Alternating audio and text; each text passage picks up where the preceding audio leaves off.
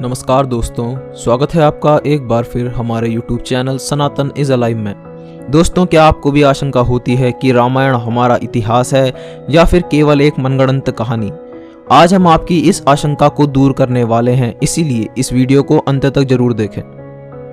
रामायण काल को लेकर अलग अलग मान्यताएं हैं। ऐतिहासिक साक्ष्य न होने के कारण कुछ लोग जहां इसे नकारते हैं तो वहीं कुछ लोग इसे सत्य मानते हैं।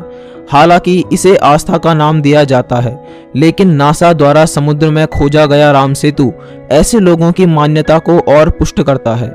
रामायण को आज के समय में कई लोग संदेह की निगाह से देखते हैं। कई लोग हिंदू धर्म के गौरवशाली इतिहास को झुठलाने की कोशिश भी करते हैं। यहाँ तक कि आज का हिंदू युवा भी पौराणिक कथाओं को संदेह की दृष्टि से देखता है। लेकिन आज हम आपको यहाँ पर उन साक्ष्यों के बारे में बताएंगे जिससे सिद्ध हो जाएगा कि रामायण कोई झूठी रचना नहीं है। तो आइए देखते हैं कुछ ऐसे ही साक्ष्यों को जो हमारे रामायण काल के अस्तित्व को स्वीकारते हैं। रावण का महल। कहा जाता है कि लंकापति रावण के महल, जिसमें वह अपनी पटरानी मंदोदरी के साथ निवास करता था, आज भी उन महलों के अवशेष मौजूद हैं। यह वही महल हैं जिसे पवनपुत्र हनुमान ने लंका के साथ जला दिया था। लंका दहन को रावण के विरुद्ध राम जी की पहली बड़ी राजनीतिक जीत माना जा सकता है, क्योंकि महाबली हनुमान के इस कौशल से वहां के सभी निवासी भयभीत होकर कहने लगे कि जब सेवक इतना शक्तिशाली है तो स्वामी कितना ताकतवर होगा, और किसी राजा की प्रजा भयभीत हो जाए तो वह आधी लड़ाई तो यूं ही हार जाता है। सुग्रीव की गुफा। रामायण की एक कहानी के अनुसार वानर राज बाली ने दुदुम्बी नामक राक्षस को मारकर उसका शरीर 1 योजन दूर फेंक दिया था। हवा में उड़ते हुए दुदुम्बी के रक्त की कुछ बूंदें मातंग ऋषि के आश्रम में गिर गई। ऋषि ने अपने तपोबल से जान लिया कि वह करतूत किसकी है। क्रोधित ऋषि ने बाली को शाप दिया कि यदि वह कभी भी अगर ऋषिमुख पर्वत के 1 योजन क्षेत्र में आएगा तो उसकी मृत्यु हो जाएगी। यह बात उसके छोटे भाई सुग्रीव को ज्ञात थी, और इसी कारण जब बाली ने उसे प्रताड़ित कर अपने राज्य से निष्कासित किया तो वह इसी पर्वत पर एक कंदरा में अपने मंत्रियों समेत रहने लगा। यहीं उसकी श्री राम और लक्ष्मण से भेंट हुई, और उसके बाद श्री राम ने बाली का वध किया और सुग्रीव को किष्किंधा का राज्य मिला। 4 दांत वाले विशालकाय हाथी। रामायण में सुंदर कांड के अनुसार जब हनुमान जी सीता माता की खोज करते हुए लंका पहुंचे तब उन्होंने 4 दांत वाले हाथियों को देखा था जो वहां पहरा दे रहे थे। आमतौर पर उस आकार के हाथी अब नहीं मिलते, परंतु श्रीलंका में खुदाई के दौरान ऐसे कई हाथियों के अवशेष मिल चुके हैं जो बहुत विशाल आकार के थे। ये अवशेष इस तथ्य की पुष्टि करते हैं। अशोक वाटिका। अशोक वाटिका लंका में स्थित है, जहां रावण ने माता सीता को हरण करने के पश्चात बंधक बनाकर रखा था।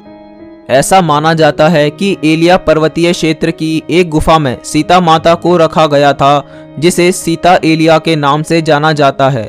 यहां माता सीता के नाम पर एक मंदिर भी है। राम सेतु। राम सेतु, जिसे अंग्रेज एडम्स ब्रिज कहते हैं, वह भारत के दक्षिण पूर्वी तट के किनारे रामेश्वरम द्वीप तथा श्रीलंका के उत्तर पश्चिमी तट पर मन्नार द्वीप के मध्य चूना पत्थर से बनी एक श्रृंखला है। भौगोलिक प्रमाणों से पता चलता है कि किसी समय यह सेतु भारत तथा श्रीलंका को भूमार्ग से आपस में जोड़ता था। यह पुल करीब 30 किलोमीटर लंबा है। ऐसा माना जाता है कि यह पुल 15वीं शताब्दी तक पैदल पार करने योग्य था, परंतु एक चक्रवात के कारण यह पुल अपने स्वरूप में नहीं रहा। राम सेतु एक बार फिर तब सुर्खियों में आया था जब नासा की सैटेलाइट द्वारा दिए गए चित्र मीडिया में सुर्खियां बने थे। रामायण कालीन 4 हवाई अड्डे। जी हां दोस्तों, श्रीलंका के रामायण अनुसंधान कमेटी ने रावण के रामायण कालीन 4 हवाई अड्डे खोजने का दावा किया है।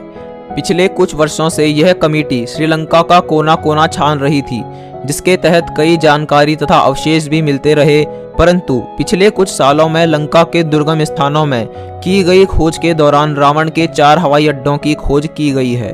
कमेटी के अध्यक्ष अशोक कैंथ का कहना है कि रामायण में वर्णित लंका वास्तव में श्रीलंका ही है, जहां उसानगोड़ा, गुल्लोपोथा, तोतुपोला कंदा तथा वरियापोला नामक 4 हवाई अड्डे मिले हैं।